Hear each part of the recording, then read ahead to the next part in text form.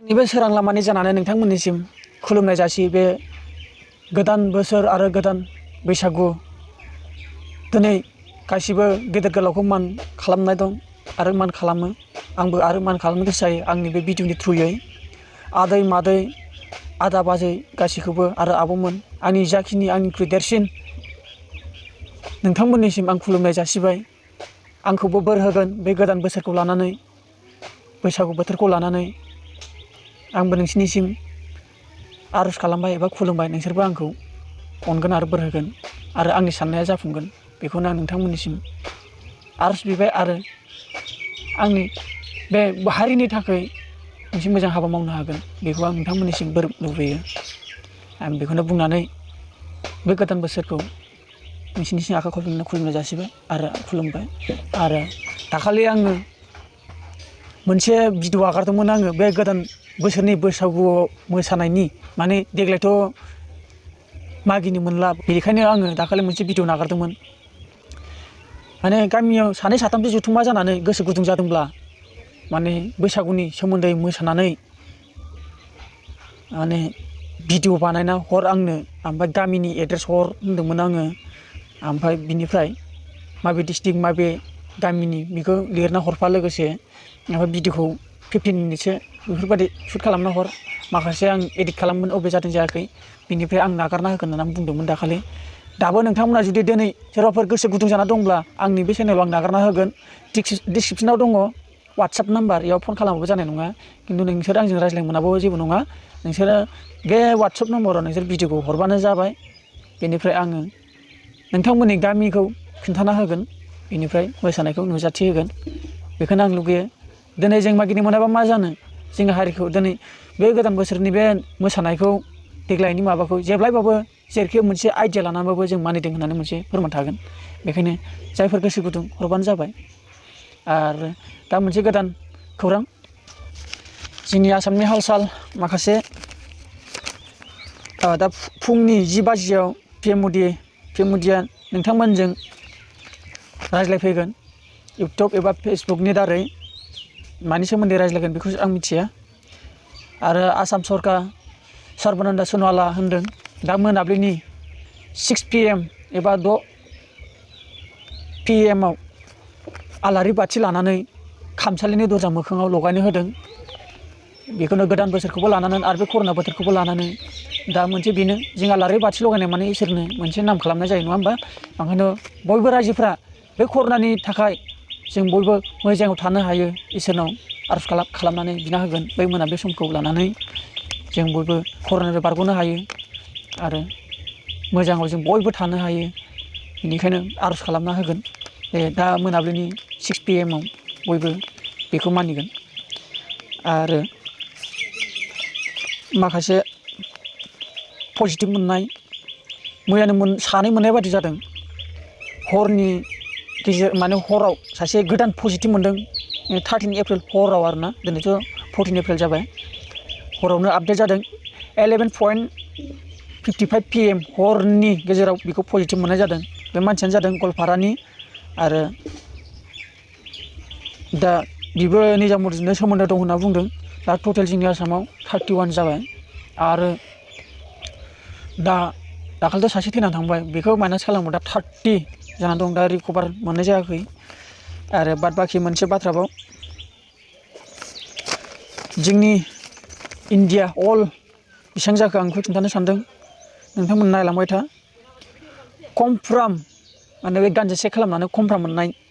10,453 माने 10,453 जन कमफ्राम जाबाय ओमफ्राय पजिटिभ मोनथारनाय 8,902 पजिटिभ मोनथारनाय ओमफ्राय ओरै रिकभार मोजां खालामनाय 1,000 एबा 1,193 मोजां खालामनो हाबाय जोबोद मोजां बिदि मोजां खोनाबा गोसोआबो गोजोननाय मोनो आरो बाद बाखि दुखुनांथाव जायफ्रा जिउ गारनानै थांनांबाय बे संसारनिफ्राय 358 जना थैबाय आरोना जोबोद दुखुनांथाव बाथ्रा बेसेबांखिनि जानानै दं दायो आरो माखासे बाथ्रा दंबायो दाखालि आङो 13 थारिखआव मोनसे नुदोंमोन गोनो गोथो जानानै आगारनो सानदोंमोन होनब्लाबो दिनैनि बे बैसागुखौ लानानै आरो गामि गामिथ' माने मागिनो मोनखाया होनब्लाबो लोंनायाथ' थाखागोन एसेबाबो दा मोनसे बेयावबो नटिसआ खालामनाय दङ टुइटाराव दाखालि 13 थारिखनिफ्राय माने बे गोज्जा फाननायखौ माने नागारना होनाय जागोन होनना बुंनाय दं मोनसे माने नागारनो हागोन माने दखानखौ खुला दोनगोन माने होनो हागोन होननानै बुंनाय मोनसे आगारनाय दङ नोंथांमोननि बे सोंनाय बेखौ आं बारा बाथ्रा बुंनो थाङा खिन्थु बेफोरो हानिकारक होनना बुंनाय जायो माने जोंनि देहानि खहा खालामग्रासो